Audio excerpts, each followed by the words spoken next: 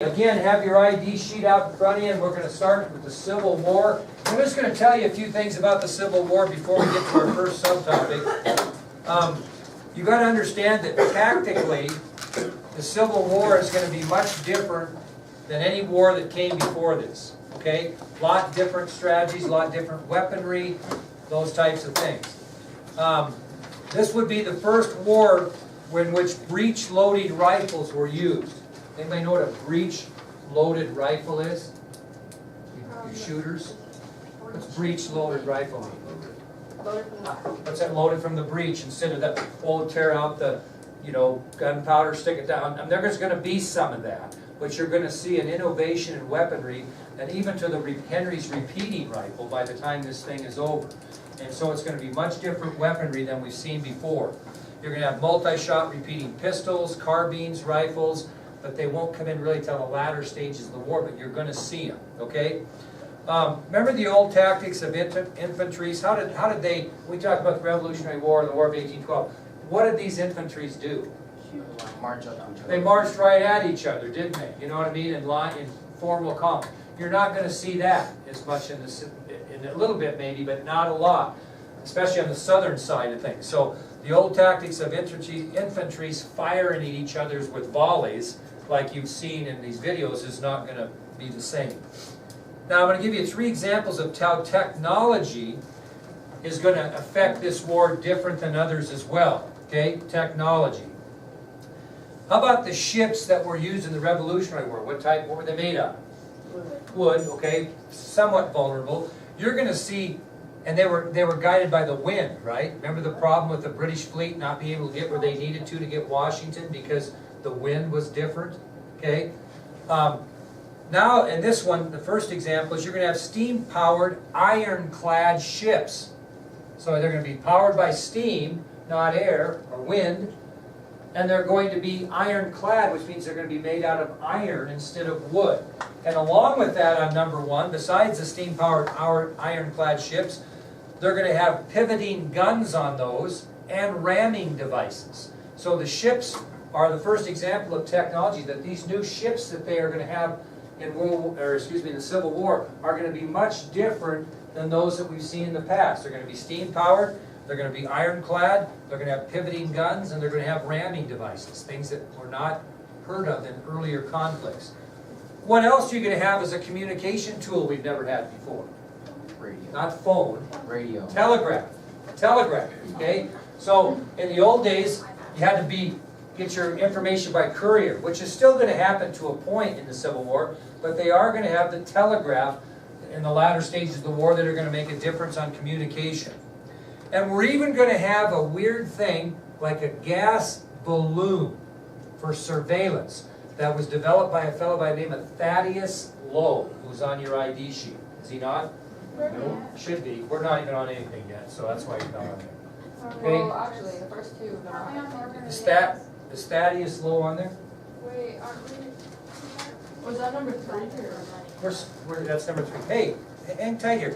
I said I was going to talk to you about some things before we ever got to a subtopic, right? Are you Okay. kidding? So, steam-powered ironclad ships with pivoting guns and ramming devices is number 1. You've got telegraph as a communication tool. Not only, I should have mentioned this, not only telegraph above ground, but field telegraph. What's field telegraph? Soldiers have it in the field, okay, so they can communicate.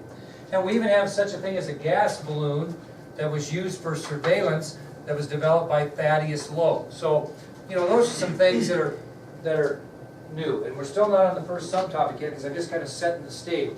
Okay, so we've got different types of weaponry that's going to be used in comparison, different strategies. We're not going to be marching head-on into each other and firing volleys. Technology is going to affect the Civil War, unlike other wars. Now, something else you should know before we get going is the Union expected the Civil War to be over just like that.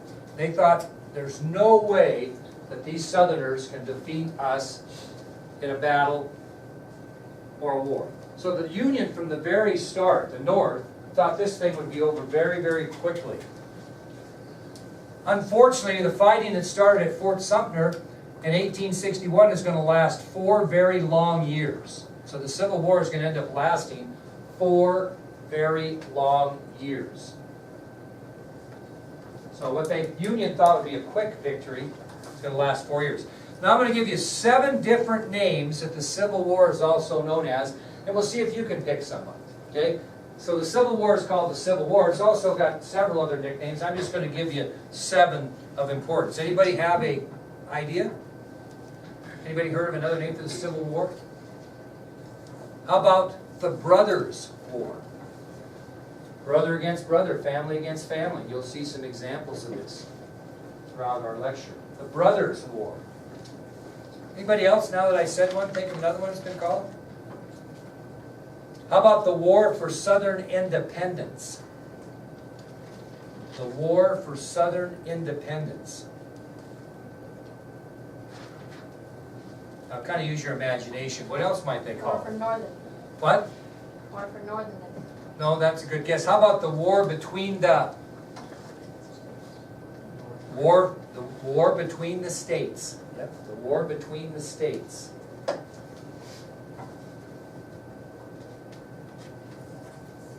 Now think from the southern perspective, what might be another name for the war? How about the war for states' rights? Now I want you to underline states' rights because there's going to be a really big concept that comes with that. So if you say the war for states' rights, who are the one complaining about not getting their states' rights? South, because they want the right to decide by state on the issue of slavery. Okay? And so we'll talk about that because there are people willing to help the South as long as states' rights is the reason. But there's not going to be some people that are interested in helping if it becomes slavery as the reason. Thus, later on, the Emancipation Proclamation and the brilliance of Abraham Lincoln. Okay? Because who were they looking for support from? The South. England and France. They were very willing to fight on the side of the South for states' rights, but they were not willing to fight on the side of the South for slavery. And when Lincoln emancipated the slaves, if the South continued to fight, they were fighting for slavery, not states' rights, and that's what lost the support of England and Great Britain. So that was important. Okay, how about, we've got the Brothers' War, the War for Southern Independence, the War between the states, the War for states' rights. Simple one, the war between the North and the South. The war between the North and the South. That's another name of the Civil War. The war between the North and the South. Now these last two would be Southern names for the war. How about the War of Northern Aggression? Would that be a Southern term for the war? Because who they think is being aggressive? The North. The War of Northern Aggression. And more pointedly, a Southern description of the Civil War would be Mr. Lincoln's War. So you have the Brothers' War, the War for Southern Independence, the war between the states, the war for state rights, the war between the North and the South, the War of Northern Aggression, and Mr. Lincoln's War. So most of these other terms for the Civil War come from where? The South. Okay, very good. Now that'll take us to our first subtopic, which is Northern advantages versus Southern advantages. Northern advantages versus Southern advantages. So when I say that subtopic, obviously both the North and the South are going to have some advantages over the other, right? And you can determine who you think has the biggest advantage when we get done. Talk about Northern advantages. We're going to talk about 4 very specific Northern advantages. Advantages that the North will have over the South in this war. Northern advantages. Does anybody want to guess on what one might be? Very good. That's the third one, but we'll take it. Railroads. 70%. Very good. Keller, 70% of the railroad lines that were in the United States at the time were in the North. What are they good for? Transporting troops, transporting supplies, transporting food. So that was a huge advantage. Railroads. 70% of all railroads in the United States at the outbreak of Civil War belonged to the North. Another one? Did the North have control of the capital? Well, they each had their capitals, so I don't think that was a big concern, but good guess. have more established government maybe? Not kind of, but it didn't make any difference. It's a good guess, yeah. They have more like factory. Factories, manufacturing. We'll say manufacturing. And I'll give you the example, which would include factories. So manufacturing was a huge advantage for the North. Very good, Bailey. 80% of the factories in the United States at the outbreak of Civil War were in the North. 80% of the factories that were producing goods that would be needed in this conflict were in the North. Very good. Okay, you're forgetting maybe an easier one. No, that's, Yeah, the president. They have more support. More Troops. well, more troops leads to more what? That's. What do you need to have more troops? More weapons. More supplies. More people. Population was a big advantage for the North. Population. At the time of Civil War, the northern population was approximately 20 million people, the South 9.5 million. So 20 million people lived in the North at the outset of Civil War, 9.5 in the South. Now, let's think about that. Of the 20 million people who live in the North, how many of them are slaves? Purposely zero. I mean, practically zero. Unfortunately for the South, they get a population of 9.5 million people. 4 million are slaves. So they really only have 5.5 million because those slaves going to fight on the side of the South?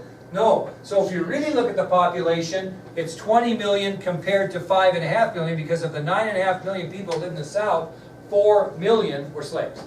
So that's a huge advantage population-wise. Huge.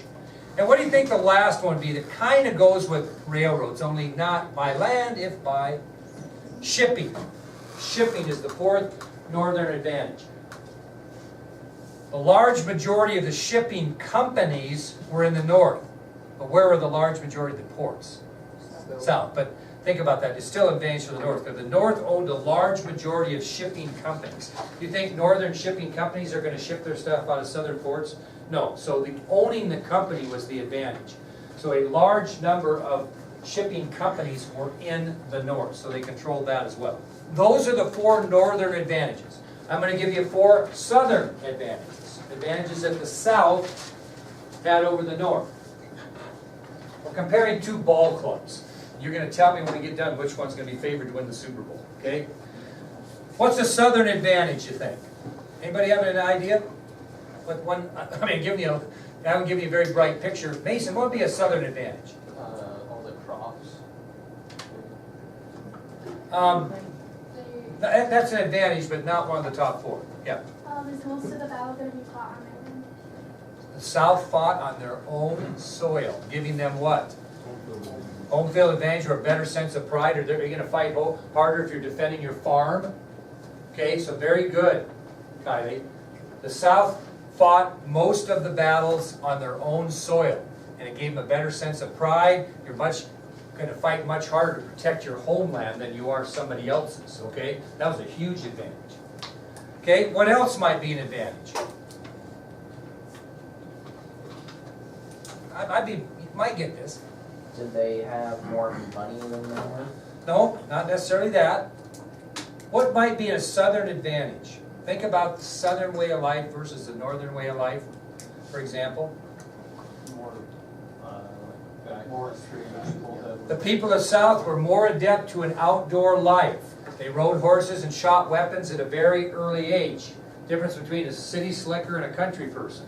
Okay, a lot of the Northerners that volunteered to fight were lawyers. They were businessmen. Some of them never shot a rifle in their life. The South was much more adept to an outdoor life. They rode horses and shot weapons at an early age, and you're going to see. And Blaine could tell you this from his biography. You had some kids that were incredibly young that fought on the side of the South. Johnny Clem, that was? Johnny Clem, yeah. Johnny Clem. And how old was he? 12. Okay, we'll talk about some of that.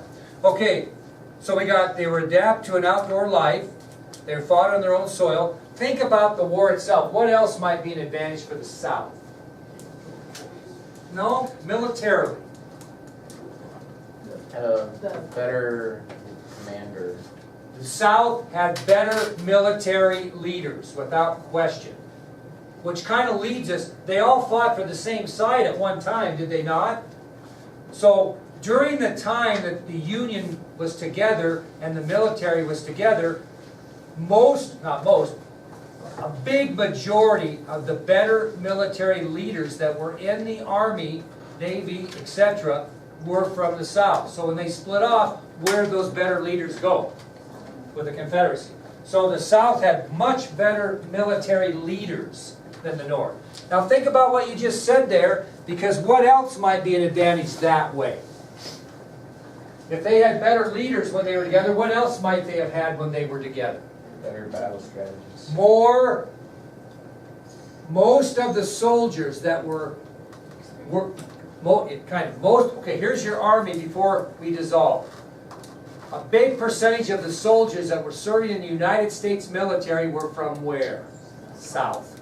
Okay, so they had a huge advantage there because the South had a strong military tradition. The U.S. Army, prior to the dissolving of the Union, a majority of the soldiers, including Robert E. Lee, were members of the South. So when they split up, most of the soldiers that were already trained went where? To the South. And the North, that's why Lincoln asked for 75,000 volunteers. At the time, he didn't have hardly any soldiers because the good soldiers were from the South. So the advantages are, again, the South fought on their own soil, gave them a better sense of pride. They had a strong military tradition. The U.S. Army and military was dominated by Southern soldiers prior to secession. The people of the South were much more adept to an outdoor life. They rode horses and shot weapons at an early age. And the South had the best military leaders. And you're going to see this as we change overall commanders in the North over and over and over and over again, while the South sticks with one. Okay, you'll see that. Okay, that'll take us to our next subtopic then, which is the blockade of all southern ports by the North. The blockade of all southern ports by the North. Blockade of all southern ports by the North.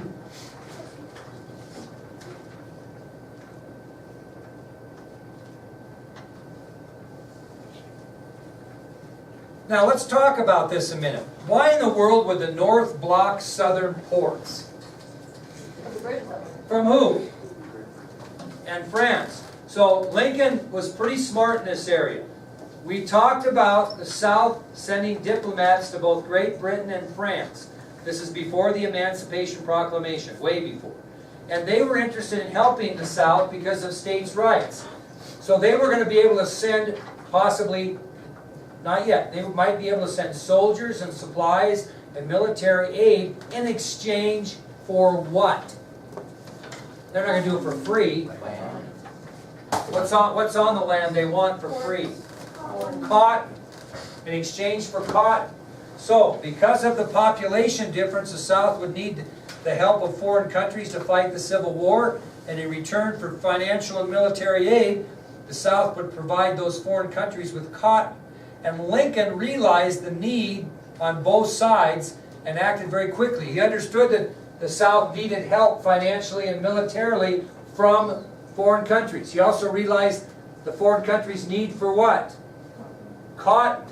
And so he figured that out. And what he did is he then ordered a full naval blockade of all southern ports. So the South couldn't send any cotton out, and the foreign countries couldn't send any supplies in.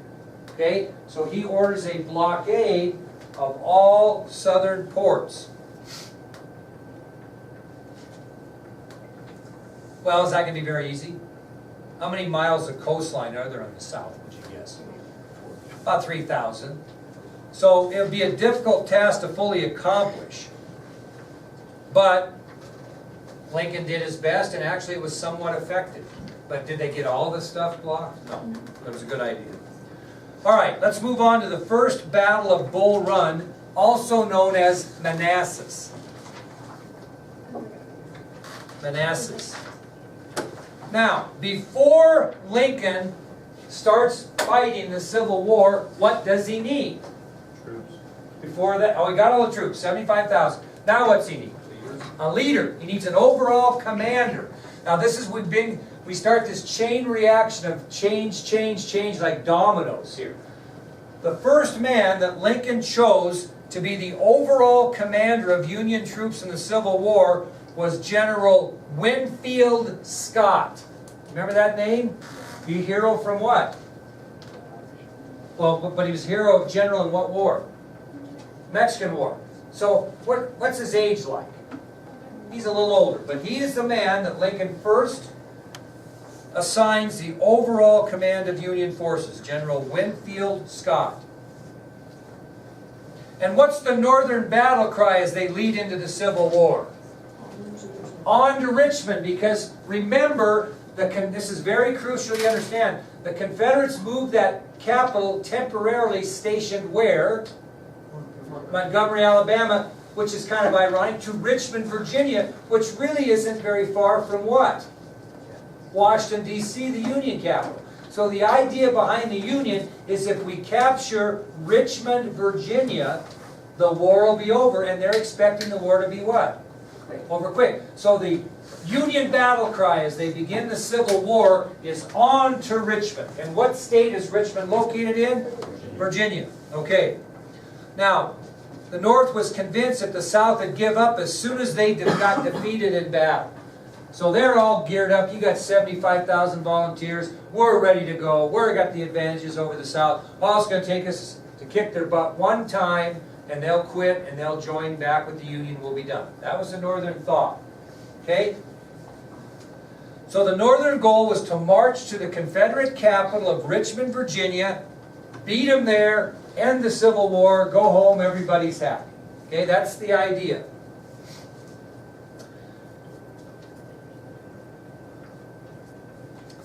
Now, is General Winfield